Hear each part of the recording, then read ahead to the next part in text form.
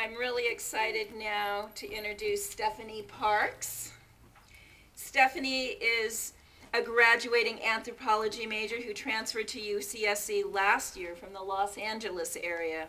Stephanie's a writer, a damn good writer, an artist, that was my insert there, an artist, a survivor, and a strong young queer woman. She joined staff at the Cantu in the winter and had the pleasure of moving some of her own self-care practices in the realm of community care.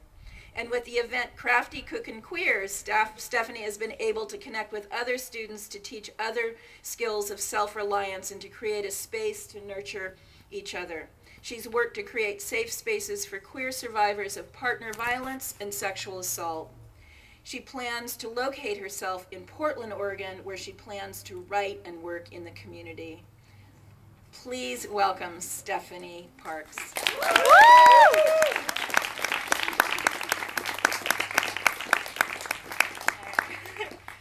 So I wrote this with, I think, the shadow of finals, so it's a little bit heavy, so just bear with me. I want to share a little bit of my trauma with you. But before I begin, I'd like to start with an exercise. And I want you all to think of a queer person who inspires you. Close your eyes if you'd like, sit with them. Imagine their face if you can. How do they make you feel? What have they said that has resonated with you? Why are they there? And think of their name.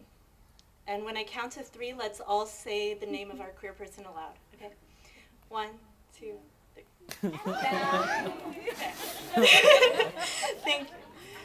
The reason why I wanted to start with this is because, like many of you, I'm sure, there's just a Rolodex of names that come to my mind when I try and think of queer people who inspire me. When I try and think of one queer person who has inspired me, I just think of names, authors, artists, conversations that I've had. All of this runs through me, and this is really an honor, because I remember growing up and just feeling so alone in my queerness. This time last year, I was sitting where you are now, and my housemates insisted that we come for the tacos. But for me, it was a little bit more. This was at a time that I was coming to full recognition of my queer identity, and I listened to Ginger Haggerty speak about her work with Empower, a queer youth mentorship group that she had initiated. And I had such a strong urge to get involved when I heard her come up here and speak. And she was totally just like, I'm shy, I don't know what to say. But I was like, I love it. And, but that day, my abusive partner was sitting next to me. And anything I did that didn't involve her would be extremely difficult, if not, dangerous to try and do. So after a summer of rages and screaming and brokenness, I was ready to leave her. One of the first places I came to seek out help was with Deb at the Cantu. Even in a town, that's meant to be queer friendly, I was kind of still afraid. I had faced enough discrimination and kind of violence because of my queer identity that I felt I couldn't even trust domestic violence services to be safe for me. And treat me with respect because I was with another female-identified person. So I found the beginning of what would be such safety and solace throughout the different communities that I would reach out to, that I was able to get it all started at the Cantu for me. So once I had met everyone at the Cantu, one of the first things I did was join Empower. And that was so empowering for me to be able to join the group that I didn't feel I could join because of my partner. I felt like I was in a closet all over again when I first left my partner. And slowly, being at the Cantu, I started meeting people who had had similar experiences to my own.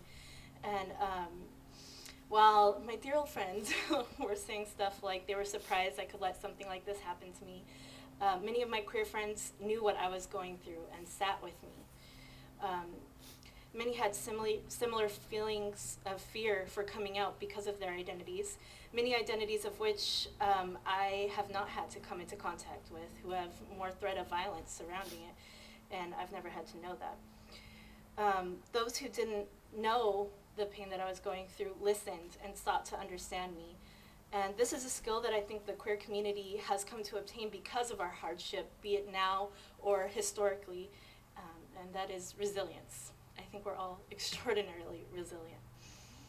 So, my dear queer friends, I'm sorry we've had to face such violence, not only in the world, but in our relationships, in our sex lives, and within ourselves. Remember that we're sitting here today, meaning that we are sitting in solidarity with each other. Many of us have worked through so much to be at a point of graduating, and those sitting with us who have supported us and helped us to get there. So I have a few more exercises. Think of your resilience.